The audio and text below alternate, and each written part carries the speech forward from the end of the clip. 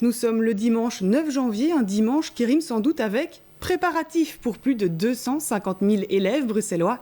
Et oui, après 3 semaines de congé, retour à l'école dès demain. Mais dans l'ombre de cette rentrée, une nouvelle fois, la crise sanitaire et la très grande contagiosité du variant Omicron.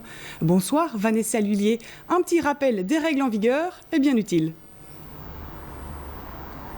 Oui, et bien déjà, première bonne nouvelle, Adeline, c'est que quand même à partir de ce lundi, donc tous les enfants vont pouvoir retourner à l'école à 100% en présentiel. Alors le port du masque, lui, reste en vigueur dès la première primaire. Et puis les directions vont devoir également mettre un point d'orgue sur la ventilation des classes.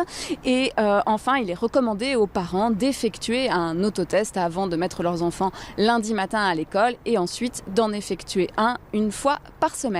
Alors, il y aura aussi des changements du côté du testing et du tracing. En primaire, si un enfant est positif dans la classe, eh bien les autres enfants sont considérés comme étant des cas contacts à bas risque. Cela signifie qu'ils ne doivent ni se faire tester ni être placés en quarantaine.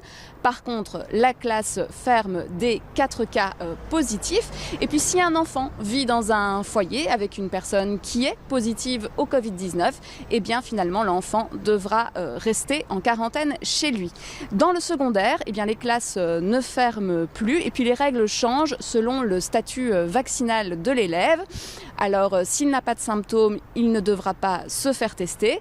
S'il est vacciné, eh bien, il n'y aura pas de quarantaine non plus. Par contre, s'il n'est pas vacciné, eh bien là, une quarantaine sera demandée. Et enfin, évidemment, s'il a des symptômes, eh bien, l'élève devra se faire tester comme pour tout à chacun. Alors, que pense finalement le corps enseignant de ces nouvelles mesures? C'est ce que nous avons voulu demander à Joseph Tonon, qui est président de la CGSP Enseignement. En région bruxelloise, on sait qu'il y a énormément d'écoles qui ont des problématiques, qui ont des problèmes d'aération. Et donc, même si on met des détecteurs, il faut pouvoir aérer la classe et arriver dans des conditions de saturation d'air qui sont satisfaisantes. Il y a un sentiment de satisfaction puisqu'on rentre à temps plein dans le secondaire notamment, que les élèves du primaire, eux aussi vont pouvoir rentrer après 3 semaines d'arrêt. Mais d'un autre côté, un sentiment d'inquiétude puisque on a un nouveau variant qui est très contaminant et on ne sait pas si on va pouvoir garder les écoles ouvertes. Et ce, à cause de l'absentéisme, aussi bien des élèves que des enseignants. Oui, et si vous n'avez pas tout noté, un petit tour sur notre site internet. Merci beaucoup, Vanessa.